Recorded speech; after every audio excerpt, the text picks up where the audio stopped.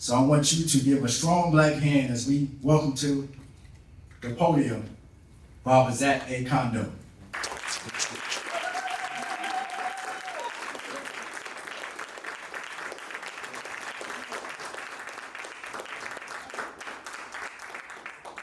not sure I'm gonna need this though, so I'm gonna start off without it, and then if I need it, I can grab it. First, I'm gonna ask the oldest African in the room to give me permission to speak. The oldest African, or if you think you're the oldest African, that will work as well. Permission granted. Thank you, Baba. I am indeed honored to be here today. And I was, real happy to hear from our esteemed Baba when he invited me to come here. I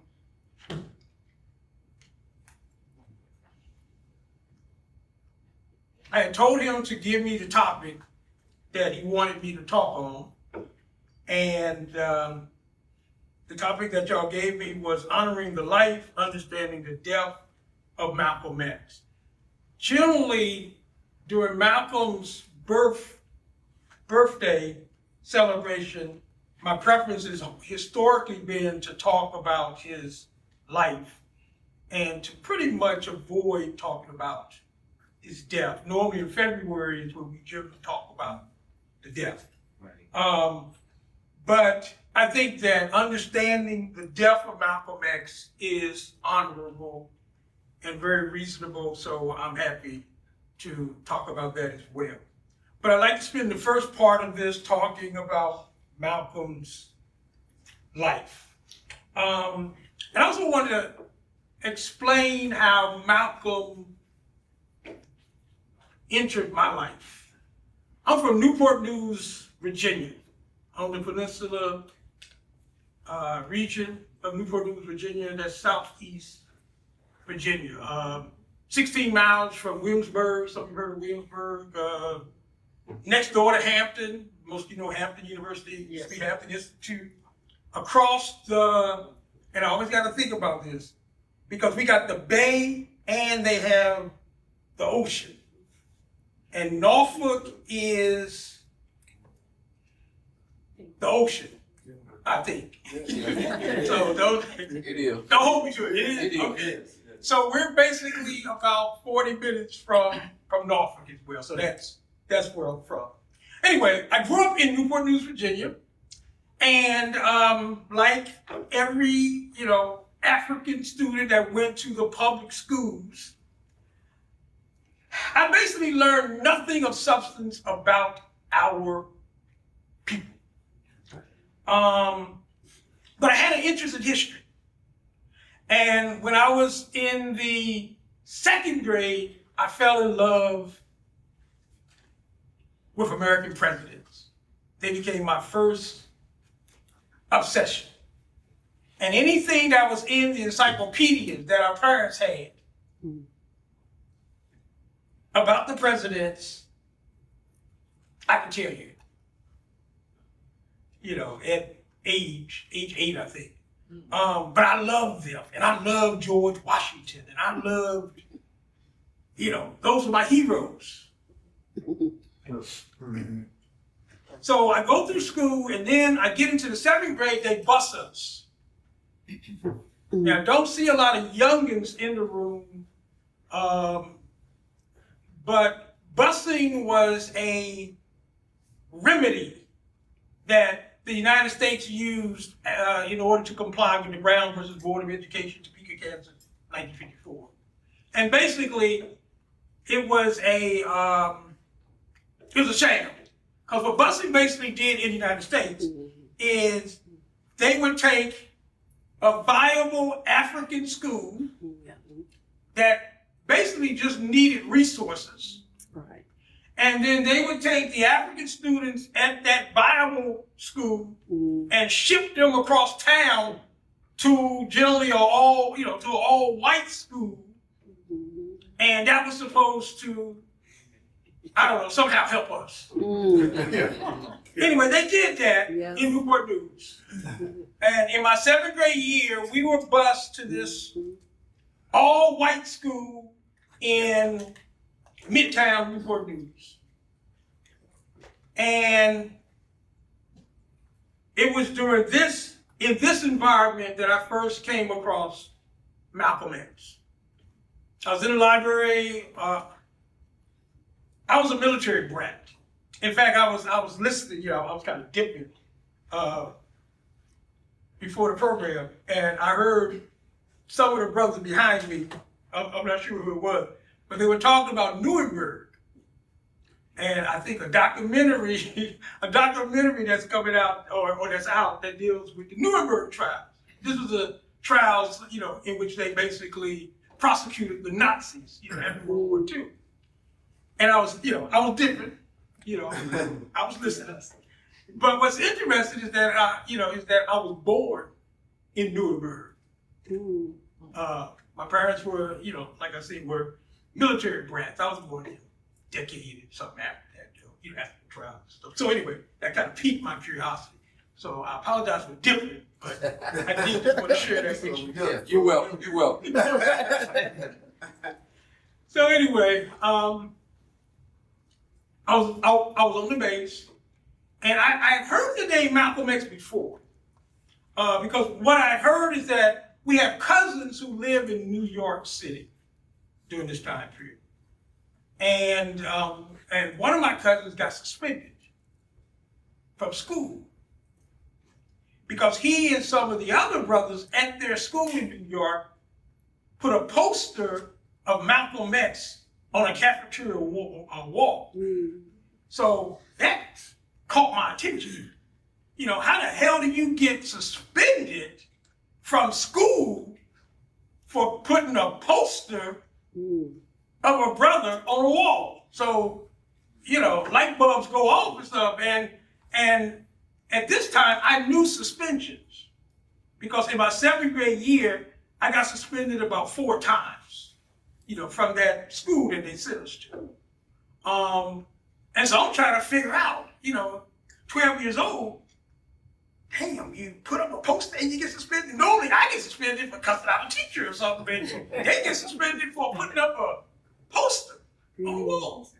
So anyway, that's my first memory of the name Malcolm X. So anyway, let me get back to the library. I'm in the library, other than the president stuff, which by now I wasn't really into the president stuff by now. I kind of moved on, whatever. But I saw this book. I was just browsing, waiting for the bus to come pick me up. And I saw this book called The Autobiography of Malcolm X. And so, I made the connection. Malcolm X, that's what we got suspended for. And I pulled out this book. It was a big, thick book. And it had him speaking.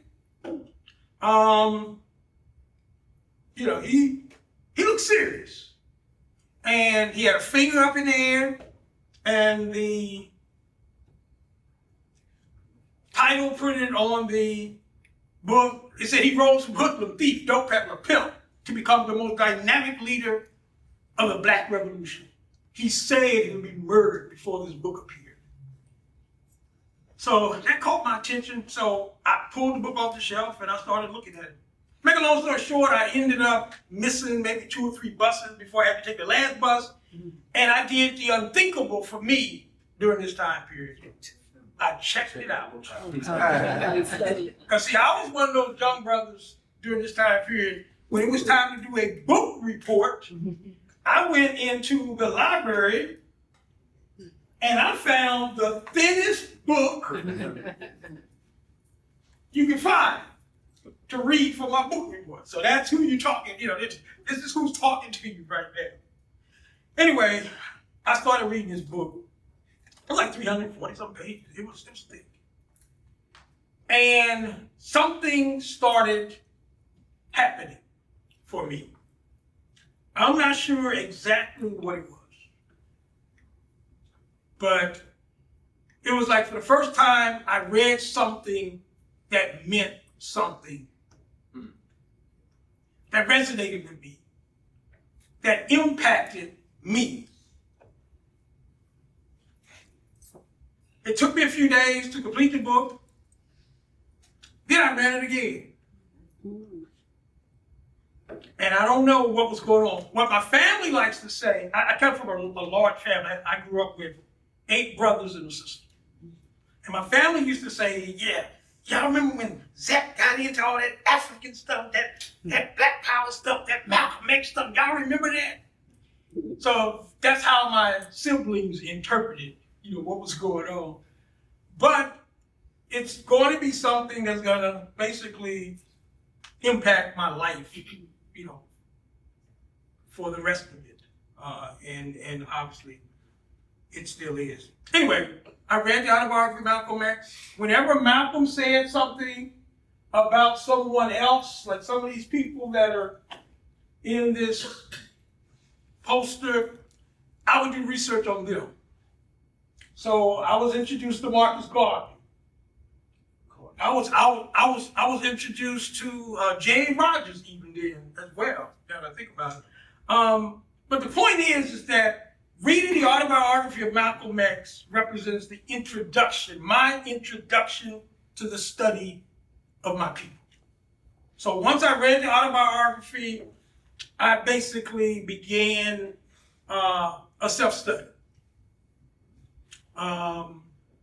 I developed a reputation at a young age, from elementary school through what was then called intermediate school. That was 8th and 9th grade in Newport News. And then high school was 10th, 11th, and 12th. But I developed a reputation as being, in those days they call it militant. He's a militant. I think today they would call it more, radical or left wing or something like that. At any rate, Malcolm X put me on a path. And this is the path that I have been on ever since. So what exactly is it about Malcolm X? From my standpoint, what were the qualities that drew me to Malcolm X? That's what I want to talk about at this stage. What were some of the qualities that drew me to Malcolm X? Well, one of the things is that the white school that I went to, the teachers, the principals, they were all basically rednecks. They were not ready for us. So one of the things that I now understand drew me toward Malcolm is I was looking for a way to fight the racism at this school. And I'll give you an example. Whenever there was conflict between an African student and the white students, the teachers would automatically go and grab the African student as the perpetrator, always. And now, let me be clear. For me, if I was in a fight, you could kind of bet money that I started it. But even with the goody-goodies, even with the goody two-shoes, they would grab that person. And that wasn't right. So anyway, these are the things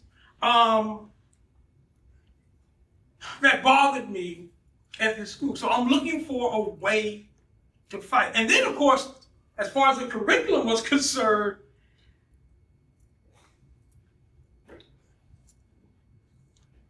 we learned about basically 3 Africans. And remember, I like history. We learned about Booker T. Washington. But here's the thing about Booker T. Washington. What they taught us about Booker T. Washington wasn't the things that he did behind the scenes, which I think make him important. They only talked to us about the things that he did in front of the scenes, which was accommodation, accommodate white people. That was his strategy. Behind closed doors, he was financing cases to destroy Jim Crow. Publicly, he was basically excusing Jim Crow. But that's what they taught us. They didn't say nothing about the complexities of Booker T. Washington. And of course, the message that they sent us was to basically be like Booker T. Washington.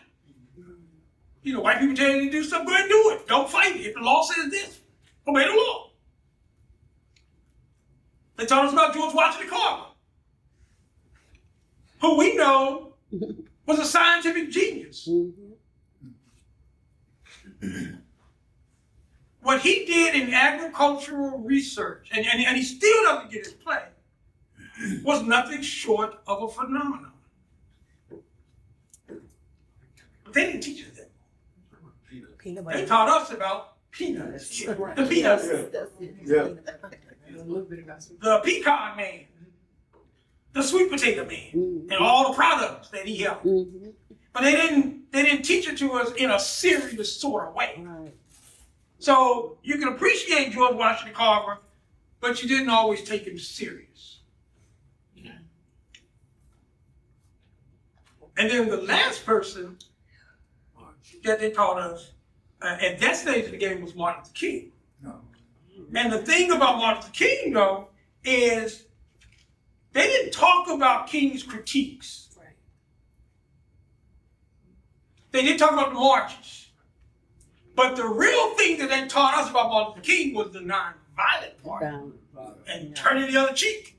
And Christian love. And basically, this was the extent of my formal education in Newport News public schools up until that time. And now for the first time, I'm learning about this guy, Malcolm X, and I'm basically following his story. And for the first time, I'm beginning to learn about my people. So Malcolm is going to give me tools that's going to allow me to be able to fight better with dignity. Or as much that a 12-year-old at the time could basically do. Another quality that I was drawn to Malcolm for was Malcolm developed a consciousness that was extremely unique for his time. When Malcolm lived, we didn't use terms like African-centered, Afrocentric, Afrocentric, those types of things. But Malcolm developed a consciousness in the 60s, in the 50s, that would meet all of those criteria, all of those definitions.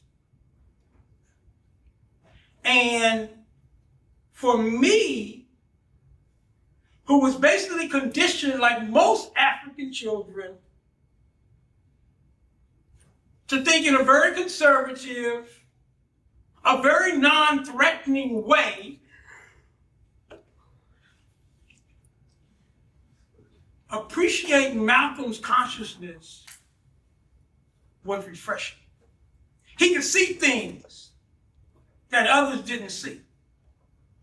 He could talk about things that other people, and I'm talking about other leaders, other African leaders, for example.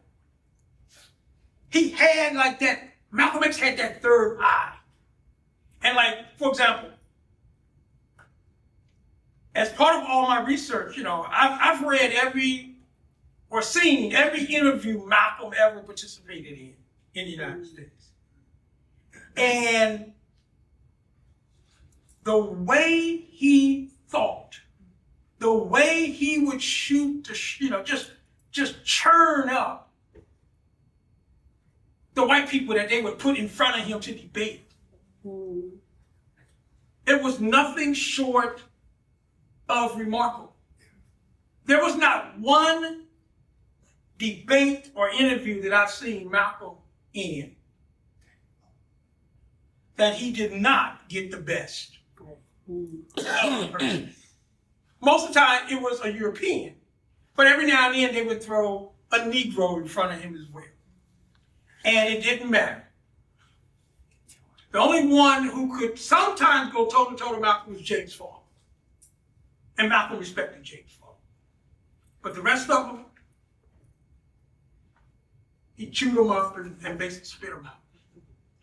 But it was Malcolm's mind, his consciousness, that drew me to him.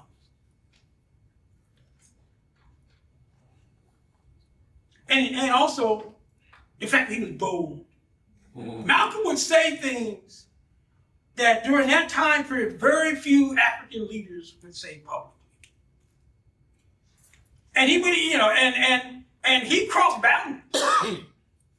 For example, in the 1950s and 60s, Malcolm never had a problem calling white people crackers in public. Very few leaders took those types of steps. And I'm not talking about, like, for example, when they were in the mosque and places like that, people used to turn, but I'm talking about publicly. Malcolm be on a speech. Very few people called President Johnson a Southern cracker. Malcolm did it regularly. These were the things that separated Malcolm X from so many people. His decorum was different. His boldness was different. And the beautiful thing is that he did these things at a time when we needed brothers and sisters like that. We needed it. Our people needed it. And Malcolm was basically there. Another quality that was special about Malcolm X, he wasn't the first, but Malcolm turned his attention to Africa. We know Garvey did the same. We know other Pan-Africanists in between Malcolm and Garvey did the same. We know about Carlos Cook and the African pioneers and people like that. So Malcolm is not the only one. But Malcolm did it in a way and at a time when he had a bullhorn. He had the media and the press watching him and following him.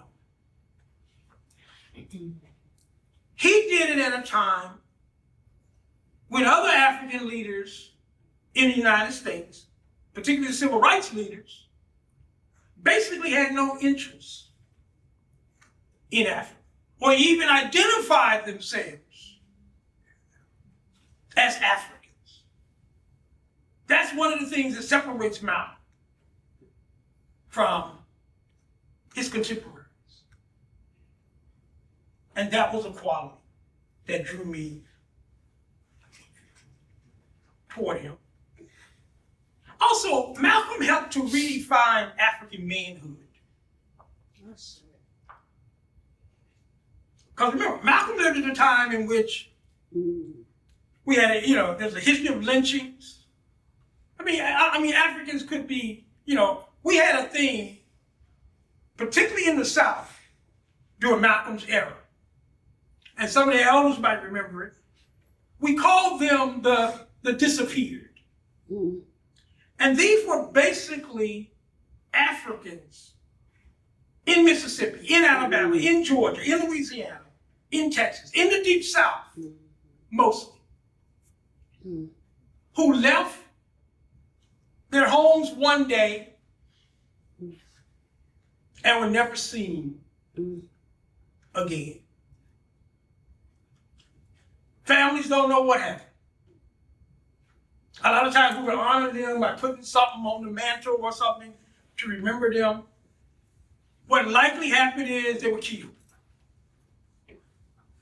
You go to the local police, to the local sheriffs, and nothing is done about it.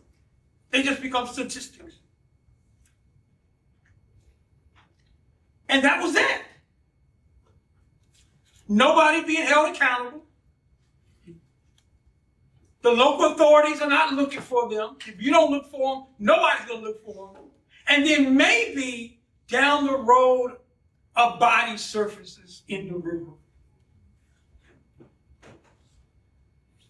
a grave is unearthed because of the rain or something like that. And so now you know what happened to your brother, to your cousin, to your friend. So this is the era that Malcolm X grew up in. And remember,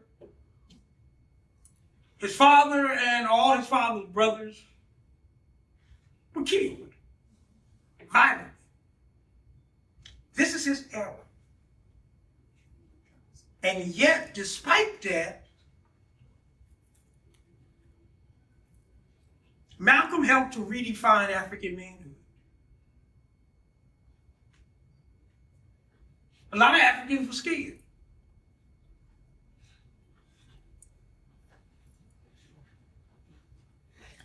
But Malcolm developed the type of demeanor in which he would look white people straight in the eye.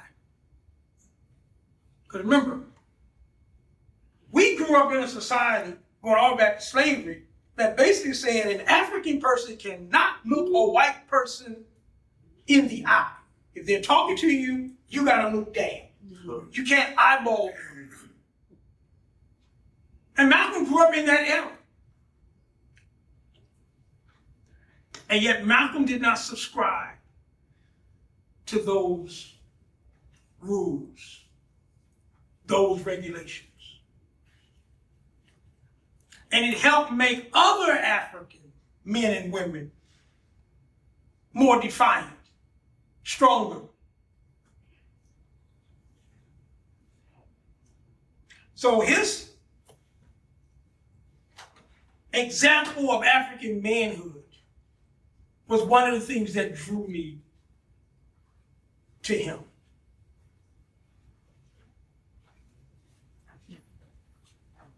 Malcolm was also a warrior. But he was a strategic warrior. Like, for example, oftentimes we don't talk about, during Malcolm's last year of life, he was working on a UN project in which he was going to have the United States government charged with violating the human rights of Africans in the United States. Now, this was extraordinarily strategic. He did it at a time during the Cold War. He did it at a time in which Malcolm tried to come up with the most effective way that he could basically both empower African people and at the same time injure the United States. That's what went into his UN project. Because Malcolm understood that this is the Cold War and that the United States was fighting a war against the Soviet Union and then later China. But it was a war of words and friction, not a war on the battlefield. Which means that it was a war in which basically public relations mattered, imagery mattered, how the world looked at you mattered. And Malcolm understood that. And that's what his UN project, it demonstrated his knowledge of that. Unfortunately, he wasn't able to see it through. And he had work to do. Because remember, we had several African nations during this time period that had been decolonized from the Europeans, but not liberated. And so the leadership who was basically running these African countries wasn't always the best leadership. And in fact, some of the people that we put on pedestals, Jomo Kenyatta comes to mind. Malcolm really admired Jomo Kenyatta. But when Malcolm went to Kenya in 1964, Jomo Kenyatta kept his distance from Malcolm. Why? Because he was not interested in challenging the authority of the United States, like a lot of the African countries were not. And then, of course, we later learned that Kenyatta was also on the CIA payroll, like several other African leaders. Wow. So that wasn't going to go anywhere. But the point is that Malcolm fought the good fight, despite that.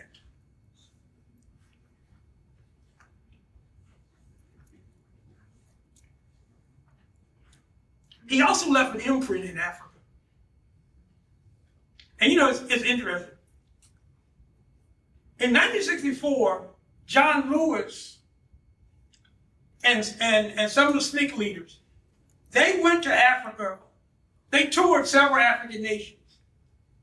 And they ended up touring nations where Malcolm had visited. Because remember, in 1964, Malcolm was in Africa and Asia for 24 weeks in 1964.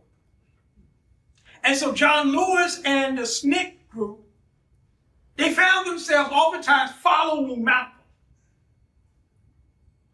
Malcolm went, oh, where you from? The United States? Hey, Malcolm X was just here last week, or he was here 2 weeks ago. Do you know Malcolm X? Blah, blah, blah, blah, blah. And one of the things that John Lewis said, he said that one of the things that he learned during his tour, was that Malcolm had become the standard that continental Africans used to measure the Africans from the United States who they ran into. Now, this is what's interesting. John Lewis said that in 1964. If you visit Africa today, take your pick, the odds are you're going to run into people who are still using that criteria. They're going to ask you, what's your view of Malcolm X? When I first went to Africa, I heard that so many times. What's your view of Malcolm X? How do you feel about Malcolm X? And that's the exact thing that John Lewis was talking about in the 1960s. And in so many ways, Malcolm is still basically that standard. And in large part, it's because of how he dealt with the Africans. He didn't go to Africa as a visitor. He didn't go to Africa as a trespasser like the Europeans. He went to Africa as basically Omawale, the son who has come home. He went to Africa as someone who belonged. And he dealt with the Africans like someone who belonged. And that is a core ingredient of Pan-Africanism. And that was another quality. Malcolm helped to redefine Pan-Africanism. Through his travels, through his rhetoric, through the relationships that he developed while he was in Africa in 1964. And in many ways, you could argue that Malcolm really became an ambassador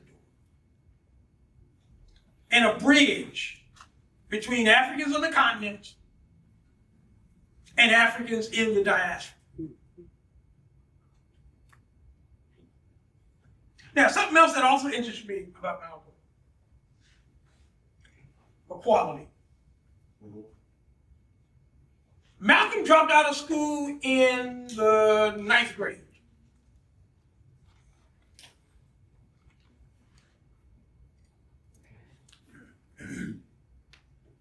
And yet Malcolm developed one of the most brilliant minds. Mostly self-taught. And then Elijah Muhammad certainly mentored Malcolm and provided wisdom that Malcolm needed during his, time in the nation. But it's gonna make Malcolm a great intellectual. And in fact, it's kind of interesting, because like Malcolm, Queen Mother Moore also had a brilliant mind. And yet, Malcolm had a lot more formal education than Queen Mother Moore. Queen Mother Moore left school in the 3rd grade. But she's always telling people she was still in school too long to learn anything. And so it's kind of ironic that two of our great Pan-Africanists, Malcolm and Queen Mother Moore, were basically self-taught and didn't need the formal education. And it also served as a good reminder that oftentimes our greatest leaders haven't had that so-called formal education.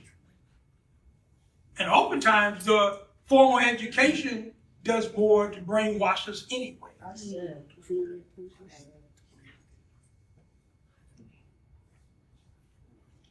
Now, one other thing that I do want to mention though, Malcolm did have other teachers besides Elijah Muhammad. In Harlem, there was a small group of intellectuals who Malcolm regularly interacted with. They gave Malcolm books. They made recommendations to Malcolm. You need to do this. You need to do that. Make sure you do this. Make sure you do that. And it included some of the people that we were mentioning during the libation. People like John Clark, Joseph Ben Shakra, J. Rogers. These were people who contributed to Malcolm's education. And it's just a reminder that for people like Malcolm, that was a much better route to go than to stay in the Omaha, Nebraska public schools anyway.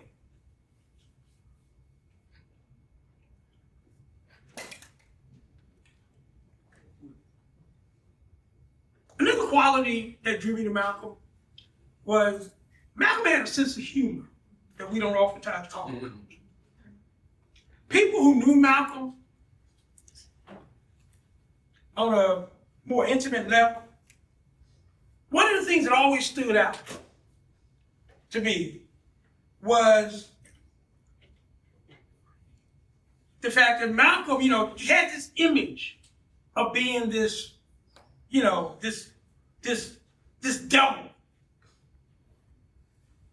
serious, mean, scary.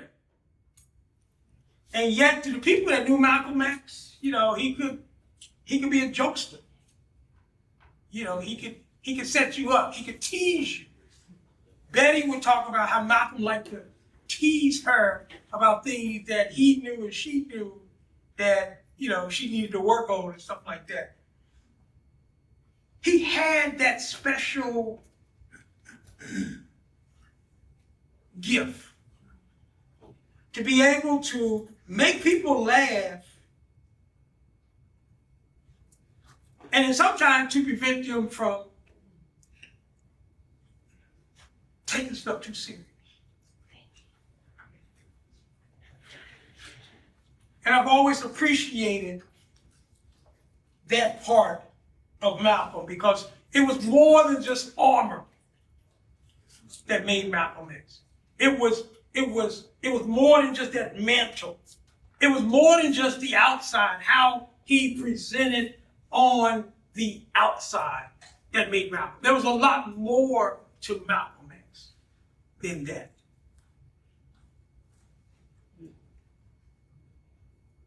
Politically, we talked about how Malcolm broke rules. And Malcolm, like Robert and Mabel Robinson Williams,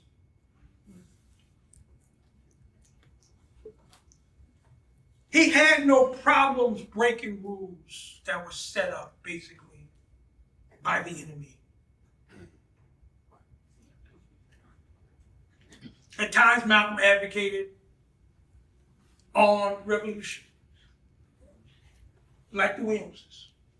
Good.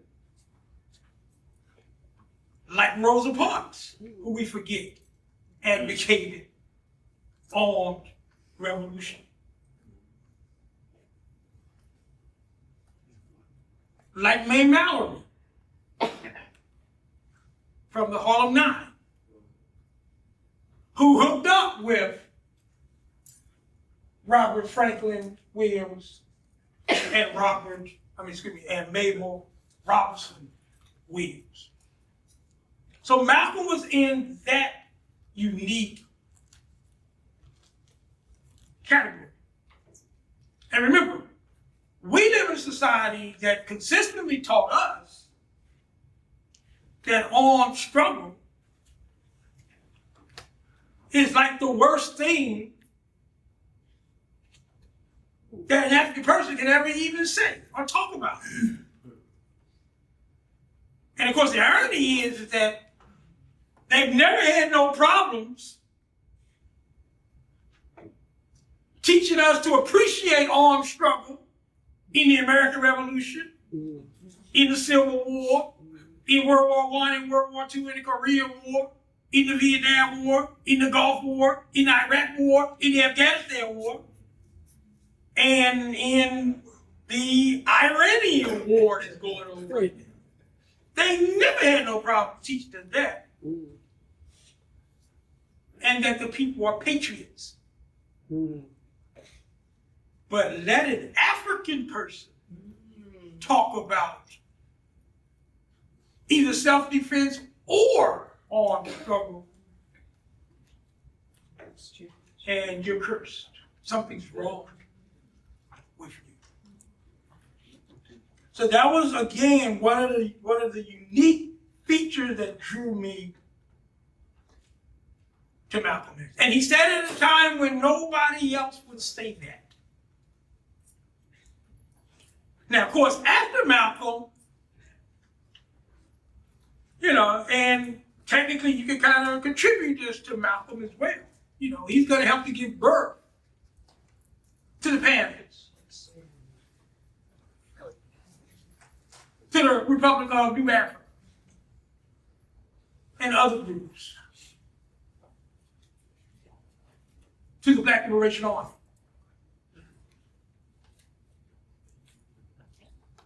But before them,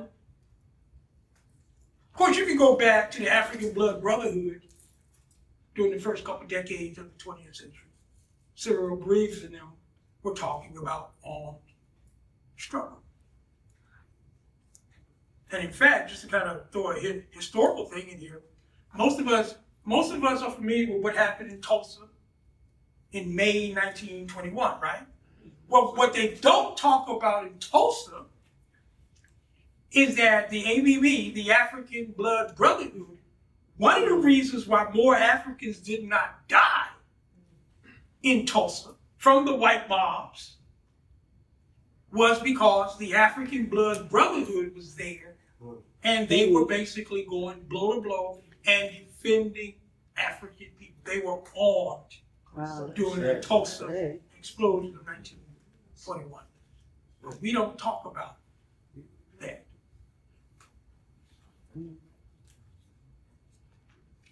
Discipline was something else that drew me toward Malcolm X. And Malcolm X, he demonstrated discipline in various forms. One, of course, was his diet. He followed the diet that Elijah Muhammad advocated. but he also demonstrated discipline in his social life. Women would throw themselves, sisters would throw themselves in Malcolm. Both before he hooked up with Betty and after he hooked up with Betty. Now, I've studied Malcolm for 50 years or so, something like that. I've read all of the FBI documents that's ever been released on Malcolm, the Nation of Islam, and related groups. Now, we all know who the FBI is. We all knew who the FBI was under J. Edgar Hoover. They were always looking for dirt. Always trying to, what they call, neutralize our leaders. Any weakness, anything that they could find, they would use it to discredit, to destroy the person's reputation, to destroy the person's image.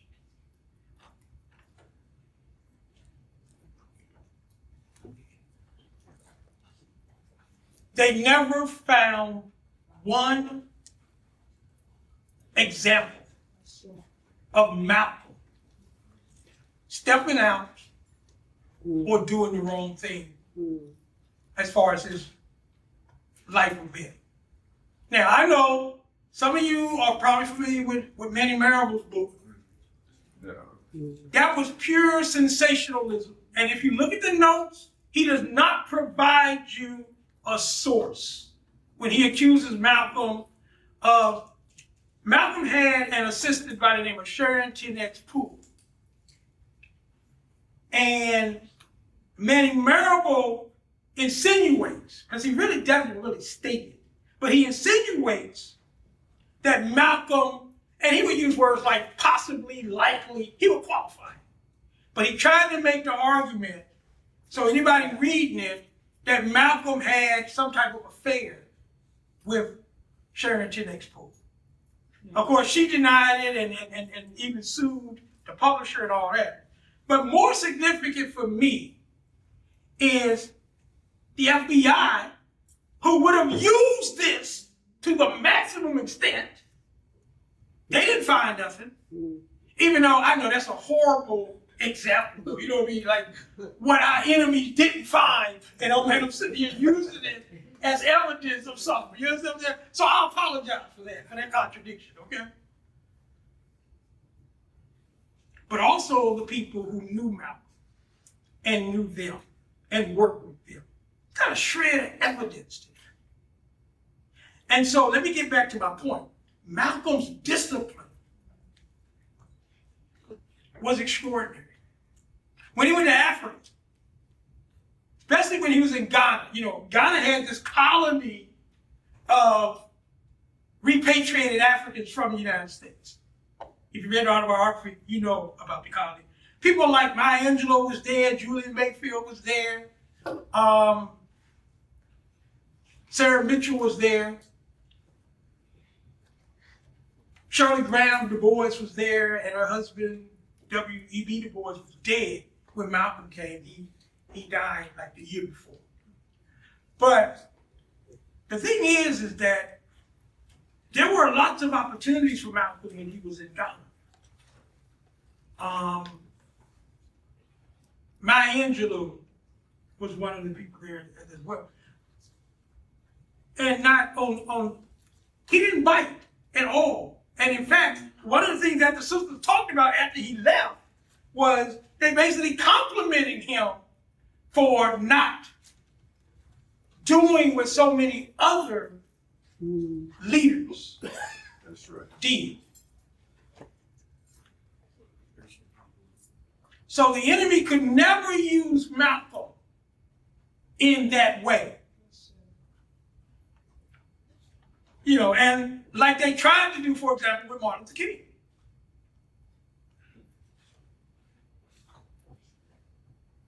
Because you got to give the enemy something that, let me back up. Normally, you got to give the enemy something. But we live in a society in which if you don't give the enemy something, the enemy will just make the shit up. So we kind of got to qualify that one. Or speak. Right. But we had several African leaders that they did the enemy's job for us. But Malcolm was not one of them. If the FBI ever said something about Malcolm and women, which they never did, they would have to make it up because they didn't find nothing. And that's the type of discipline that strong leaders need to have. And Malcolm had. In line with that, his values.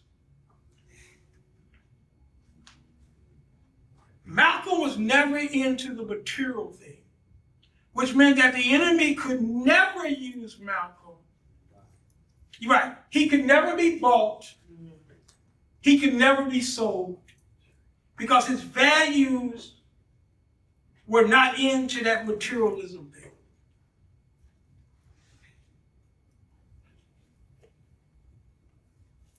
And in many ways, that by itself is an extraordinary quality that our leaders need. And when we find leaders who have those who cannot be bought. In fact, I'm reminded of somebody stands out to me right now who could not be bought when it came to that type of stuff. Kwame Ture, Stokely Carmichael. If Stokely Carmichael was in that universe, if he had values like that, he could have made a bundle. But that's not Kwame Ture basically dedicated his life to revolution. He spent his adult life first with SNCC, and then with the All-African Revolutionary Party, for a short time with the Panthers. But he basically spent his life serving in the service of our people. And we need more leaders like the Malcolms, like the Kwame Tures, like the Assata Shakurs.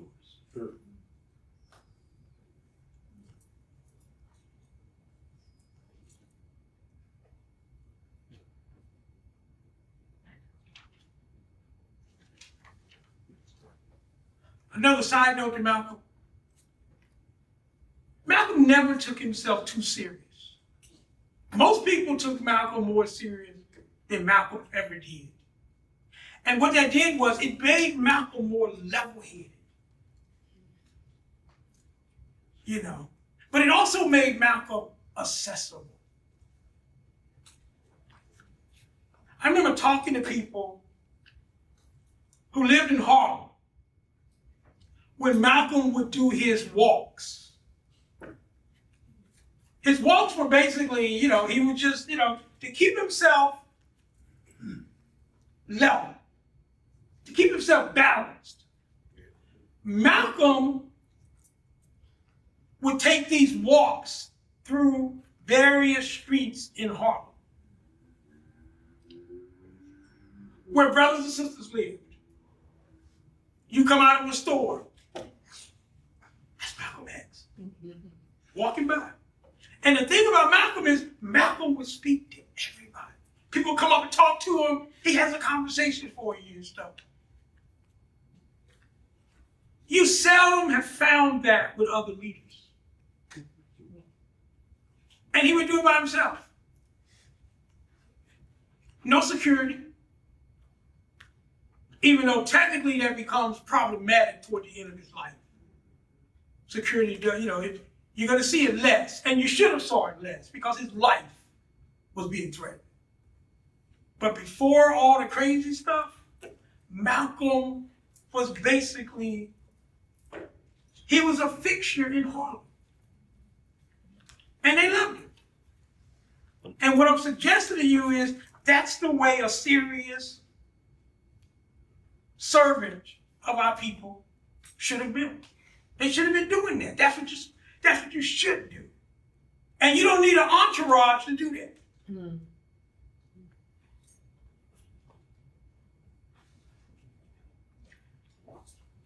And in line with that, Malcolm just had that innate ability to communicate with people.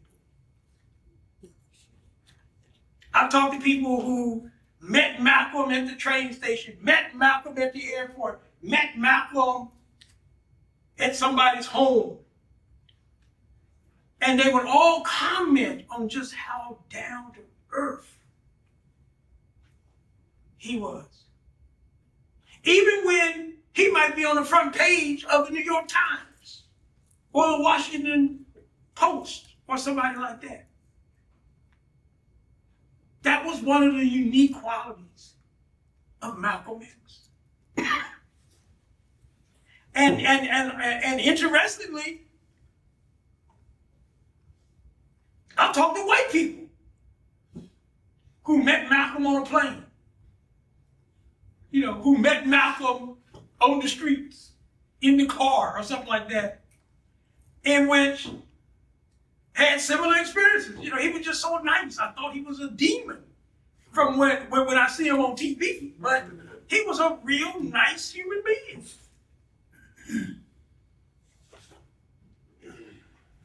That's the uniqueness of Malcolm X that doesn't get a lot of play. We don't talk about that when we talk about Malcolm X.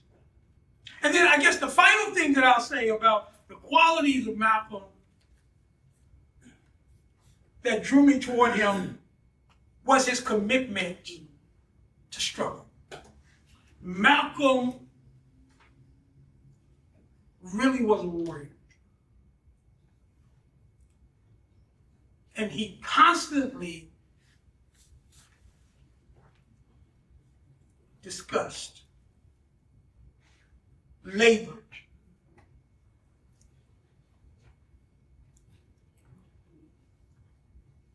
coming up with ways to basically empower African people. Right. So on those levels, he was extraordinarily serious, with no apologies. And these are some of the qualities that just made Malcolm X, when I first started studying him, that just drew me to him. And of course, in the process, he forced me to develop, studying Malcolm forced me to develop a racial consciousness at a young age.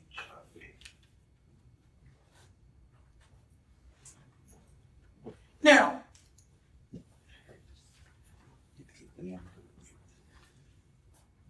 you said something about Malcolm's life. Now, I want to say something about Malcolm's death.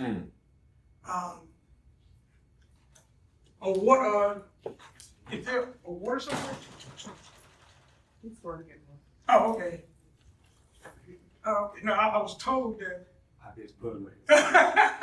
It's all good, Mama. Hey. Anybody else need some water? Yeah, he had told me, I put water up there for you. So that's what I'm looking at. Anybody else need water? Thank you, Mama. There you go. Well, okay, what I'm going to talk about, though, is understanding the death of Malcolm X. And let me just start off by making this point.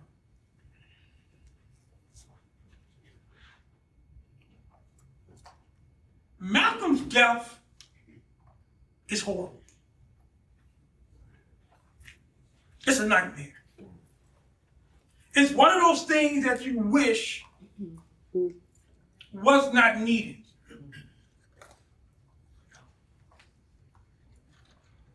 And there's lessons that need to be extracted from them, and I have a list of them that I'm going to talk about in a little bit. But first, let me spend a few minutes, though, explaining how I came to study his death. Because I would have much rather studied his life. Well, even though technically I guess I did, didn't I? But what about his death? How did that happen? Or how did I come to study it, is what I'm meaning. Well, my senior year in college, oh, by the way, any opportunity, when I was in high school through college, any opportunity that I had to write a paper in school, I wrote it on Malcolm X or the Panthers or something dealing with our struggle, but mostly it was Malcolm X. And I remember when I was in high school, I was a super jock, believe it or not. I was a super jock in high school. And what I mean by that is, my senior year, I'm from Virginia. I was all state in 3 sports. Football and indoor track and outdoor track. And ended up going to college on a football and a track scholarship. So I was like the real deal, but this is my point. I was a campus celebrity, okay? I was a campus celebrity, is my point. And so, yeah, but every opportunity, I would write papers on Malcolm X or the Black Panther. And the teachers would talk, and then the students would talk, and so it would go around the school, I was Clark then. Zak Clark was my name. Zak Clark. I heard Zak Clark wrote another paper on Malcolm X. Stuff like that. So it was like I always had this stigma following me, and I didn't care. But then when I went to college, it was not as pronounced in college, but I would do the same thing. Now, my senior year, I came across an article on the assassination of Malcolm X. It was published in 1967. It was by a white socialist named Eric Norden. And he published it in the February 1967 edition of the Realist magazine. So I was doing some research, I come across this article, and I read it, and it deals with Malcolm's assassination. And of course, in his argument, he argues that, it was a combination CIA, New York City Police Department. I was intrigued. But what intrigued me the most was how he ended the article. Because he ended the article by stating this. Quote, he said, Malcolm X never received justice in life. He demands it in death. Unquote.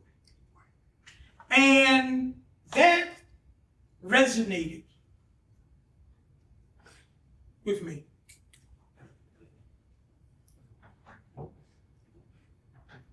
I remember my last semester at the college, I was taking a public speaking class, and they had a competition for the most persuasive speech. And I did it on the assassination of Malcolm X. And I basically used the research of Eric Norden in that article. And I ended up winning the competition or whatever. But after that, it became clear to me that something more was needed for me to do in Malcolm's assassination. So I began to start thinking about this whole question of who killed him. And of course, there were many possibilities. The Nation of Islam was one. The FBI was another. The CIA was another. The NYPD was another. And you could find articles or something that dealt with each of those.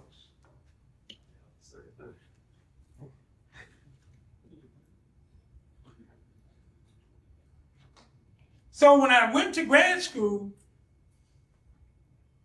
a few months later, I decided that this was a good opportunity for me to do some serious research on Malcolm's assassination.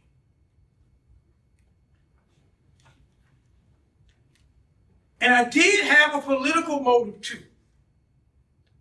My political motive was when people said that the Nation of Islam was involved, I didn't like that. My thing was, there's no way in hell that the Nation of Islam could have been involved in the assassination of Malcolm X. No way. FBI? Sure. CIA? Sure. NYPD? Sure. Military intelligence? Sure. The Nation of Islam? No way in hell. So that was my first premise when I began studying the assassination of Malcolm X. Now, I was blessed that the graduate school that I went to, they gave me, they would pay for my room, my board, and they would pay me a stipend every month. Money, I don't remember how much it was, but it allowed me to be very comfortable in grad school. And so when I began to do my research, I would go to New York on weekends. And I would drive to Dulles Airport from Charlottesville, Virginia, which is about 2 hours, and then park. And then they had a airlines called People's Express. Yeah. I could fly from Dulles Airport to Newark, New Jersey for $19. Wow. So there was a time in which I was doing that almost every week. And then I learned the system, I get to Newark, then I would take the bus to Port Authority, and then from Port Authority, I had relatives who lived in New York. Then, I had a system set up. So I'm doing my research. And then there was a conference. Now, I'm one of them, I'm an African who don't consider himself an academician.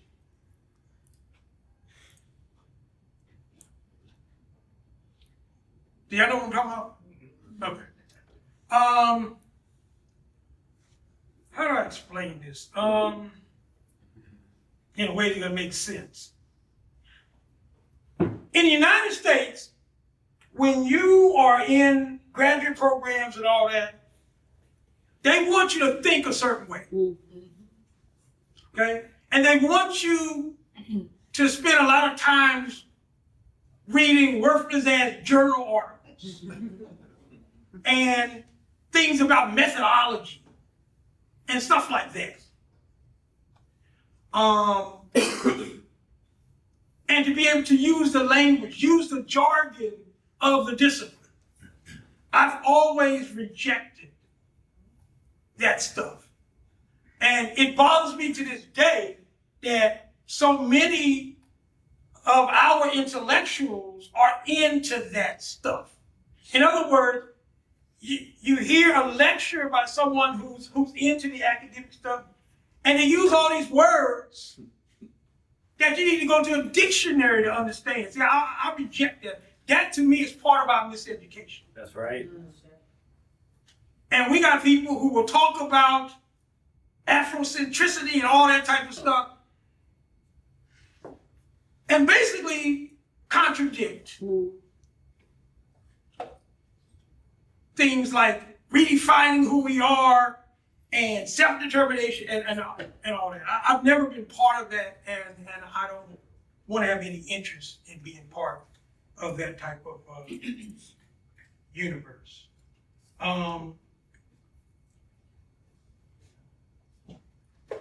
So anyway, but I did go to this, I'm kind of setting it up to say this. I went to this conference, and like I said, normally I don't do the conference stuff, right? But I went to the National Council for Black Studies Conference. This was in like 1983, it was in Chicago. So I went with two other brothers from my school. And this was an extraordinary experience for me.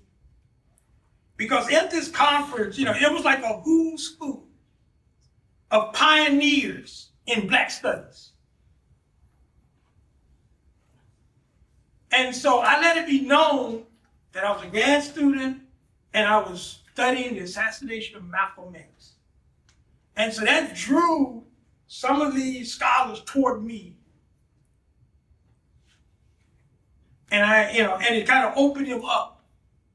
So I was able to have conversations while I was there, and I had my notepad.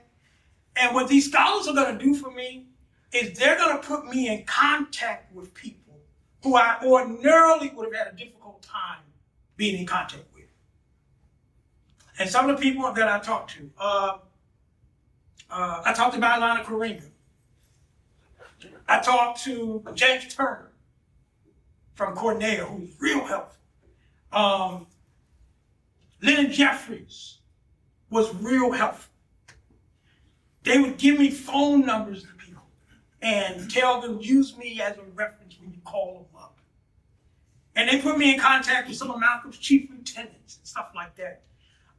They put me in contact with Malcolm's sister Ella, who I developed a relationship with Ella. She was special. I could see why Malcolm had a unique relationship with her, and I could see it. She was powerful. That woman, and she ain't missed no words either. And then she would then put me in contact with other people. So my point is that that's how I began to do my research. Is people would, sometimes go out on a limb because they don't know who I am. Hell, I might be an agent. They don't know. They're taking a chance. But they took a chance, and they really helped me in my research quest. And so my trip to New York would continue, and I would be interviewing people, and I was able to build quite a base of information. Now, I ran across a problem in the beginning, though.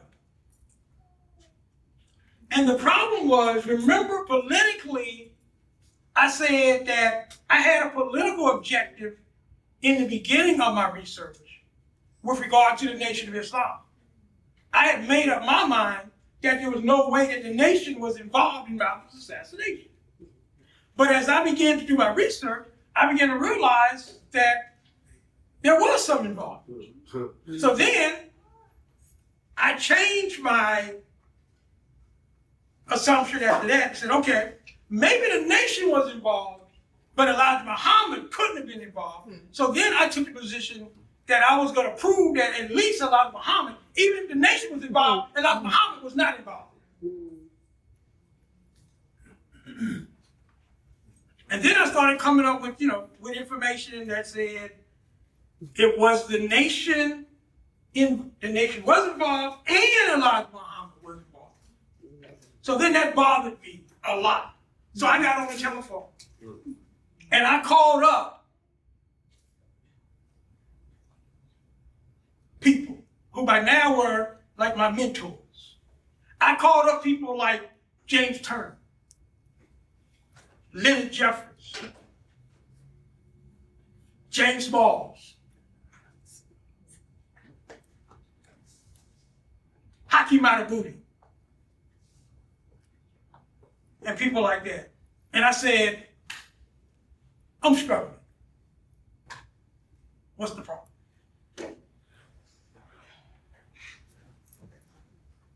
I'm finding evidence that the nation was involved from Elijah Muhammad down in Malcolm's assassination. And I told him my concern was I did not want to divide our community anymore. And I couldn't see how that would do nothing but divide us and create more tension, et cetera, et cetera, et cetera. And all of them gave me the same advice. They said Malcolm's assassination is bigger than the Nation of Islam. The truth about Malcolm's assassination is bigger than an organization's reputation. You said you set out to solve Malcolm's murder, to study Malcolm's murder. The information that you find is not going to interfere with that. So I heard what they said, and I listened, and basically I went full steam ahead.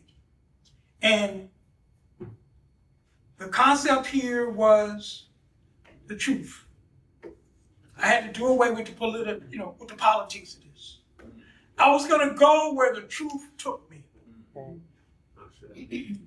Even though it's also going to add some problems, threats, and other challenges to my research.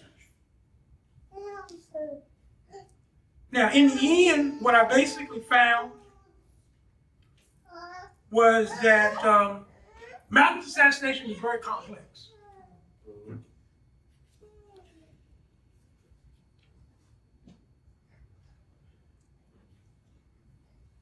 Now, the most complex assassination that I've come across, though, is the John F. Kennedy's assassination is the most complex crime in 20th century America. It has so many layers. Malcolm didn't have as much layers, but it had a complexity as well. Also, the King assassination was also very complex. And one of the things that I had to do in order to put Malcolm's assassination in context, I had to study and become an expert in the John Kennedy assassination and the Martin Luther King assassination. Why? Because Malcolm was sandwiched. He was sandwiched between the November 22nd, 1963 assassination of John Kennedy and the April 4th, 1968 assassination of Martin Luther King. He was right in the middle of it. And if I'm going to better understand Malcolm's assassination, I needed to understand those two assassinations as well. The problem, though, is these are horrible events, all of them.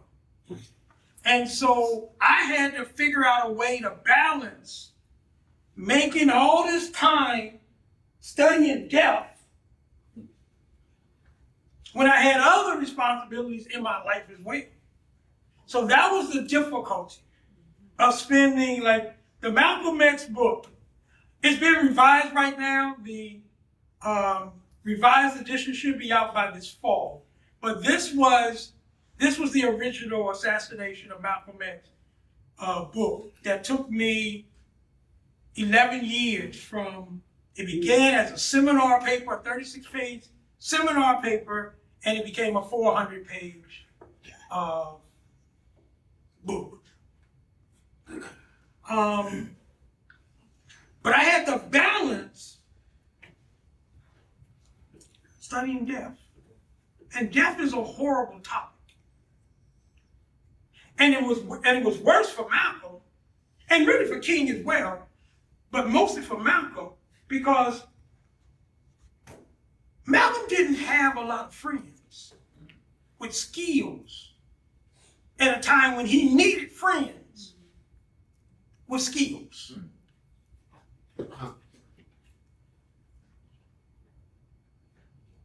And this is going to ultimately make Malcolm a sitting duck in so many ways.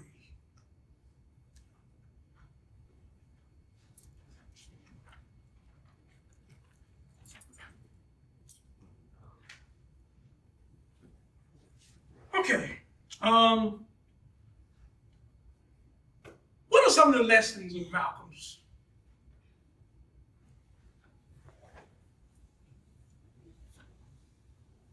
murder?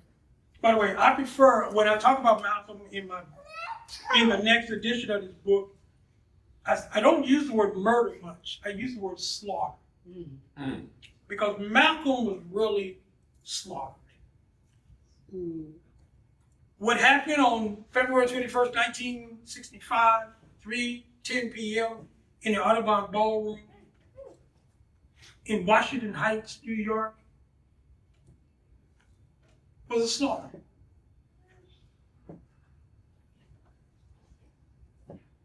His body took 16 bullets.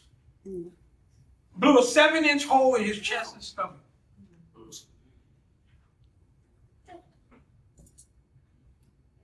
In front of his family, his wife, his 4 daughters,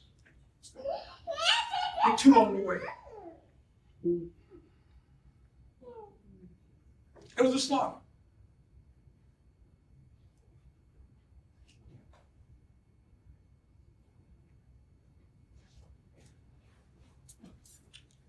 And my thesis is that the killers of Malcolm X were from Mosque 25, Newark. So the old Nation of Islam slaughtered him.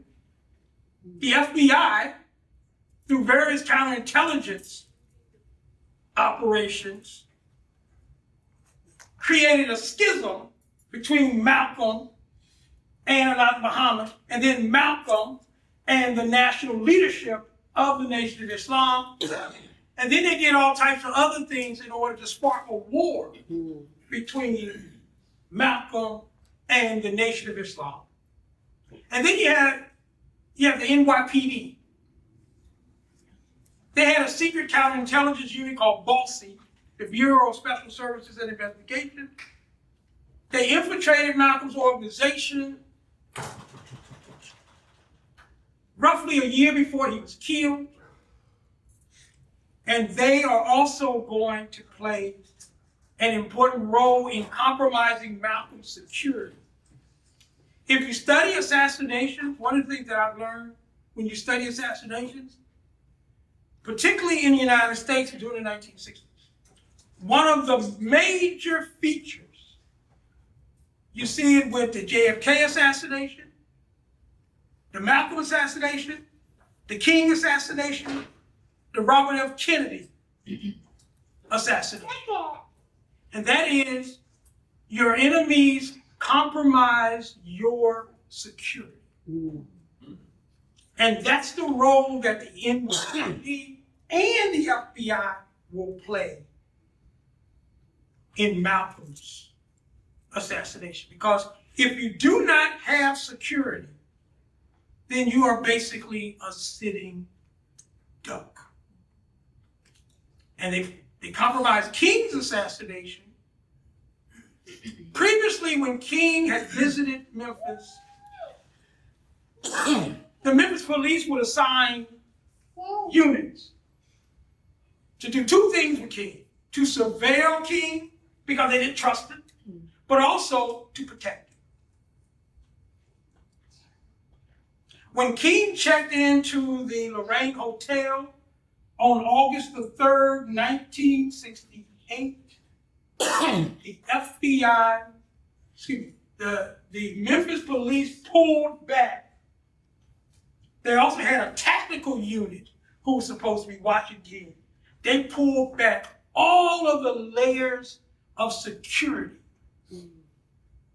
that would have, if it would not have protected King, it would have provided eyewitnesses to the assassination. And the Memphis police eliminated both of those possibilities. And that left King basically a sitting duck. They even did something else too. There's a fire station directly across from the Lorraine where King was killed. Fire Station 2. Fire Station 2 had 2 African firemen, both of whom were activists. both of whom went to the Masonic Lodge the night before King was killed, where he gave his famous mountaintop speech. They were both there. They would have been across the street from the Lorraine when King was killed. So on the night before the assassination, they both get phone calls. Do not report to Station 2 tomorrow. We're transferring you to another station tomorrow, just for tomorrow. Now check this out. By doing that, it meant that if Fire Station 2 got a call, my house is on fire, the truck could not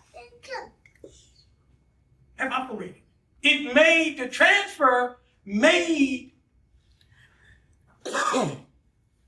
the trucks at Fire Station 2 inoperative, which is unheard of, which violates policy, which violates laws of safety. But they did that because they did not want, one of the brothers named Wallace, the other one named Newsom, they did not want Wallace or Newsom to possibly be witnesses for the King assassination. So anyway, these are the things, when you study these horrible events,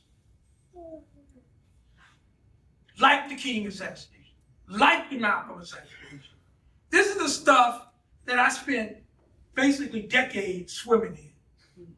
And one of the things that I had to learn was when to come up for air. So there will be times in which I say, I'm not gonna do no research on Malcolm or anybody else for the next month. I just need to keep my head, I need to get some of that out of my head right now. So my point to y'all is that this has been it's been an important work, and it's not lost on me, but it's also been unnecessarily stressful and sometimes mentally grueling. I don't apologize for it, but I guess what I want to share with y'all is that, you do what you have to do. Maybe the next generation can figure out a way to do this in a more improved way as far as the damage, the mental, the spiritual, the emotional damage that this stuff can do. And by the way, when I started doing this project, I was 2020. But when you stay up at night sometimes, read FBI documents, you ain't gonna be 2020 after a while. So, homeboy, not only am I not 2020, homeboy, I was told the last time I got fitted for glasses, I'm like one step away from bifocal. And that's from me basically, when you're tired, you should just put this stuff down and go to bed. And I'm tired, but I still gotta get this last thing because I don't get it right now. But anyway, I guess I'm trying to get sympathy, I guess. I don't know. Okay, but at any rate, let's talk about the lessons of Malcolm's slaughter. Number one, if it tells us anything, it reminds us of the need as African people to protect our leaders. We must protect our leaders. And we did a bad job with King. We did a bad job with Malcolm. We did a bad job with Medgar Evers as well. We did a bad job with Fred Hampton and Mark Clark and Prentice Bunch Carter and John Hunt and numerous other leaders as well. Number two, our leaders must settle family disputes in private. Malcolm and his conflict with the Nation of Islam should never have happened. What should have happened is Elijah and Malcolm and other people involved in this should have went behind closed doors and figured out issues between them. Because we didn't do that, it allowed the enemy to conduct all types of counterintelligence activities to keep them separated. And I'll give you an example.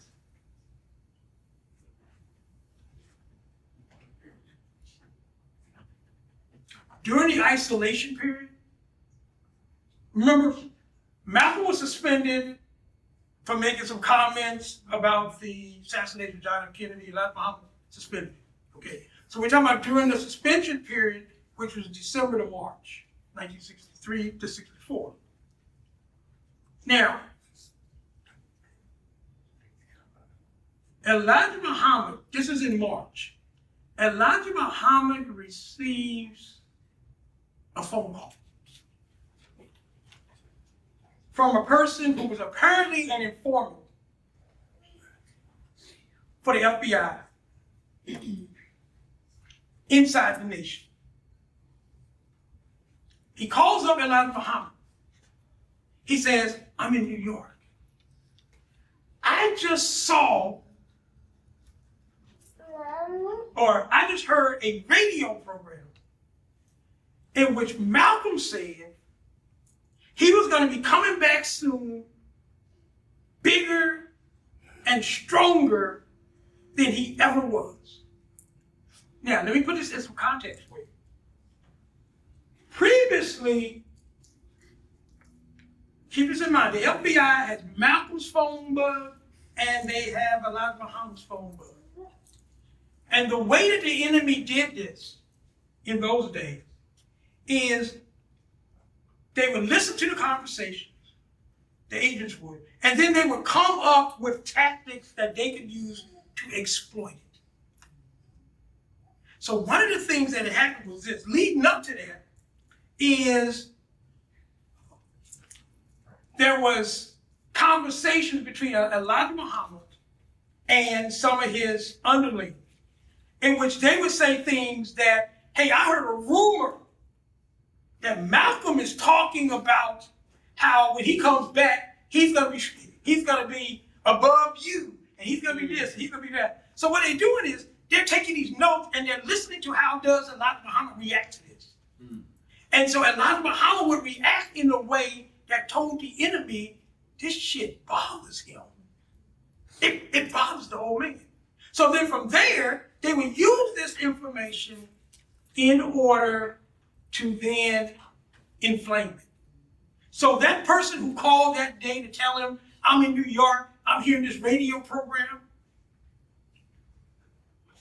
that was basically the FBI following up because they know that Elijah Muhammad was teed off at concepts like this. Okay? Now, this could have been easily handled if Elijah Muhammad had gotten on the phone, called Malcolm X, and say, I heard you were on a radio program the other night talking spec. Tell me about that.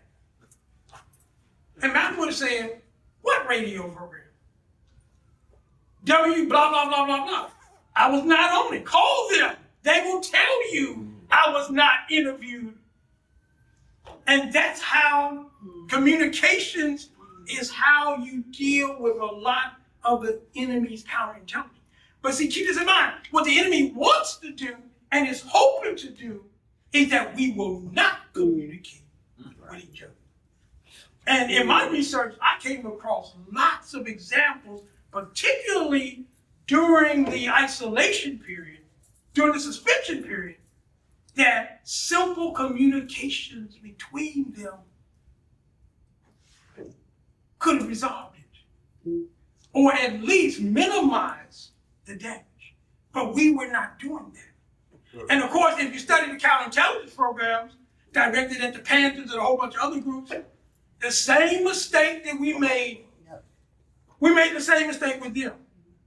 Because that's the only way that you can basically undermine the enemy's counterintelligence programs. And we just wasn't doing it. So anyway, back to my point. Our leaders, we got to settle family business. And of course, the mistake with Malcolm and them is that it became public very early on through the newspapers. And particularly the nation would be reading these newspaper articles, and the nation didn't know this. But the FBI, during the Hoover era, and I'm sure they're still doing it right now, but during the Hoover era, the FBI had what were known as certified friends of the Bureau. These were journalists and reporters who the FBI, basically they were on the FBI payroll.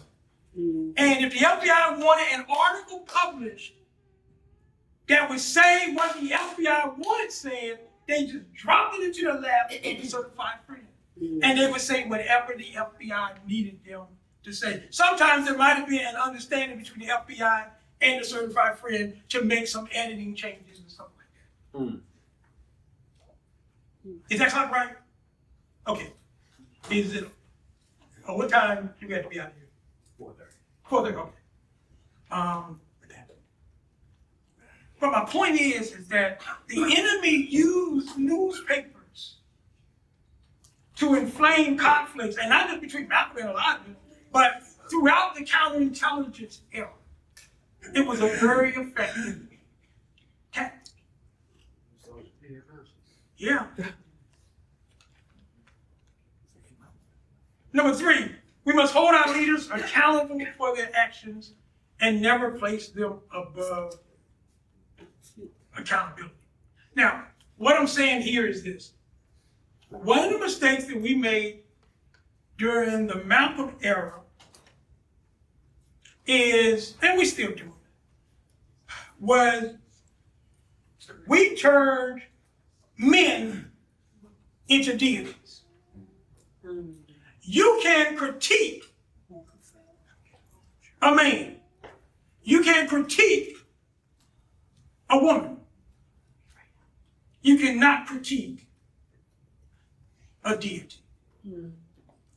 The Nation of Islam made Elijah Muhammad basically a messenger.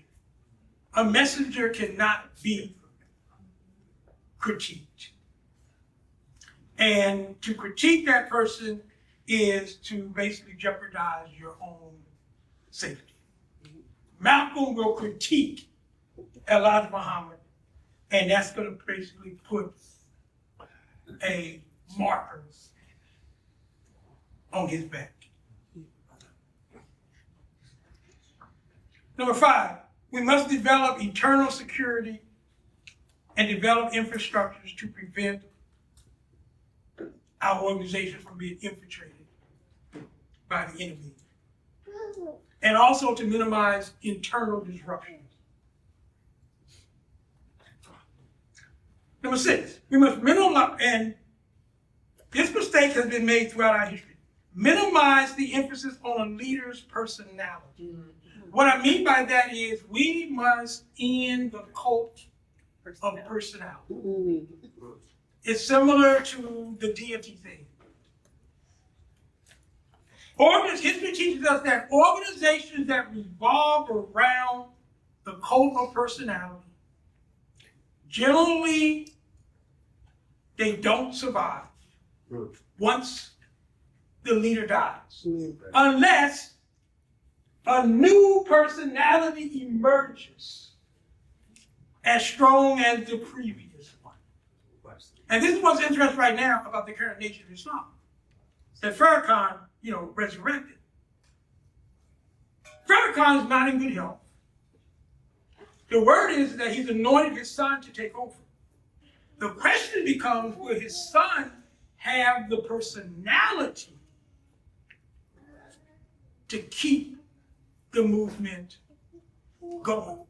And that's the major question right now.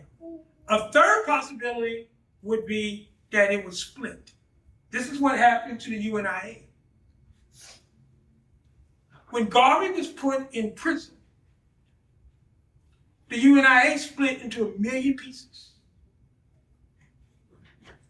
Now, one of the options that Garvey could have done was to appoint his wife Amy. But because of sexism within the UNIA, they couldn't go there. So ultimately, when Garvey went to prison, it doomed. Why? Because the organization was too much built on his personality in Harlem. And then once you removed him from Harlem, because remember, in 1927, Garvey is let out of prison, but the UNIA is never going to be what it was. Why? Because he needed that Harlem base. It didn't work in Jamaica. It didn't work in London where he died either. It was like the perfect storm when Garvey was in Harlem. The perfect place.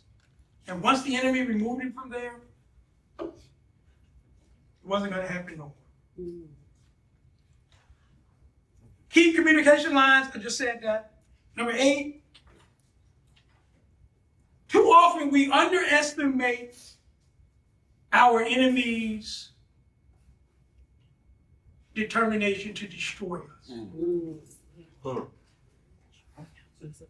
Malcolm, Garvey, King, a lot of our leaders believed that the enemy had limits and restrictions. Why? Right. And they didn't. They thought that there was a line that they would not cross. History teaches us that our enemies historically have had no limits.